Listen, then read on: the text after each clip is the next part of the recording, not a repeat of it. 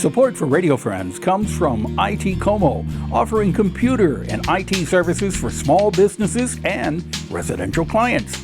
IT Como can set up remote work-at-home solutions and data security and backup systems and upgrade your company email to more modern platforms. IT Como can also help you get the most from your technology at home. Learn more at itcomo.com.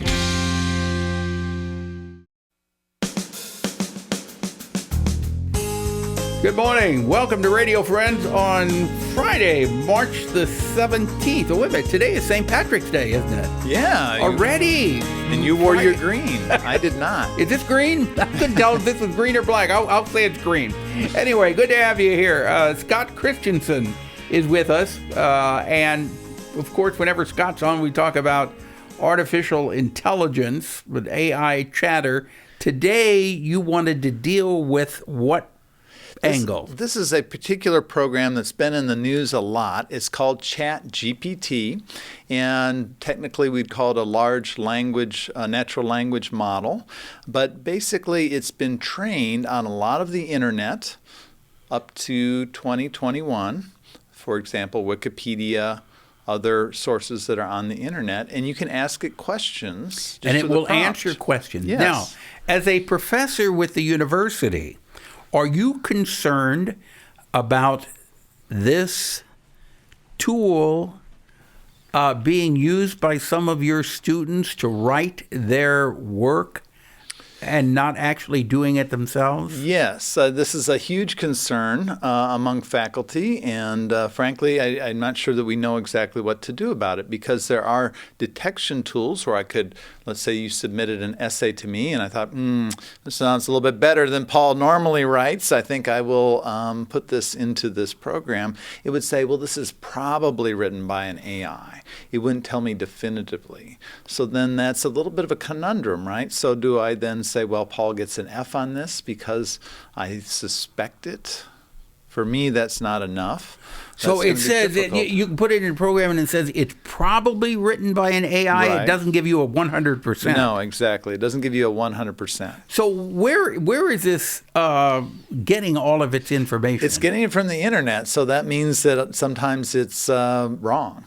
And you have to remember that AI is a prediction engine, right? So it's trying to predict what would be the best response. And that can be whether we're trying to detect whether something is a piece of a $20 bill or a $10 bill. It's trying to do a prediction as to the image that we're showing it, or whether it's trying to do a prediction on how to write an essay about the accomplishments of Theodore Roosevelt. So I asked it to do that, and it said Theodore Roosevelt was a remarkable leader who accomplished many things during his time in office as the 26th President of the United States. So it is identified correctly that we're talking about the Theodore Roosevelt that was president, not the Theodore Roosevelt that's a dentist in Tallahassee, right? And once again, that's the most likely result. And so then it writes quite a number of paragraphs now about Theodore Roosevelt, the park system, about winning the Nobel Peace Prize. Is it doing this instantaneously? Yes, it's doing it on the fly as we ask it things. And so right before I came in here, I asked it to tell me about the career and impact of Paul Pepper from Columbia, Missouri. And it said, well, I'm sorry, I don't have any information on Paul Pepper from Columbia, Missouri. Could you provide me more context? And I said, well, he's a television and radio host. Well, that was enough for maybe he didn't know that the Paul Pepper in Columbia, Missouri, it hadn't made that association, but it made the association with radio and TV, which you're well known for. So then what did it say? Well, it said, Paul Pepper is a well-known radio and television host in Columbia, Missouri. He's been hosting the local TV show Pepper and Friends on Columbia Access Television. No, that's incorrect. Yes, since 1973. Exactly, so it's wrong. So there's somewhere out there in the internet that it was trained on that is said. So you can't always believe everything then. No. So did it have anything else incorrect? I don't think it had much else. I think, if we look at this, it says that you won an award in 2012 from a Medal for Distinguished Journalism and a Lifetime Achievement Award from the Missouri Broadcasters Association. I don't remember that. You don't remember that? No, I don't. So don't. well, you still got another 20 years to go. So it Okay. seems premature Okay. to give you a lifetime achievement award at this point. Okay. So that might be wrong. You can't believe everything that it's No, but telling it you. sure sounds believable, right? So Yeah. when it says it, it sounds almost definitive. It doesn't Okay. say there's a probability this happened. It says it did happen. And that is very worrisome as well. Right. Because some people will put all of their stock in that. Right. Saying because the computer told you or artificial intelligence told you, it has to be right. And Right. it doesn't necessarily have to be right. Just the same way a Google search doesn't always lead to the right results, right? There's a lot of stuff out there on the internet that's highly polluted, right? Mm-hmm. So how do we get around that? Well, if we can answer that, we're going to make a lot of money, Paul. I'm not sure that we know yet. But, one thing is just, that idea of being able to discern good sources of information. And while I can look at the essay about you or the essay about Theodore Roosevelt, I know enough about both of these individuals to assess what it's saying. Is it correct or not correct?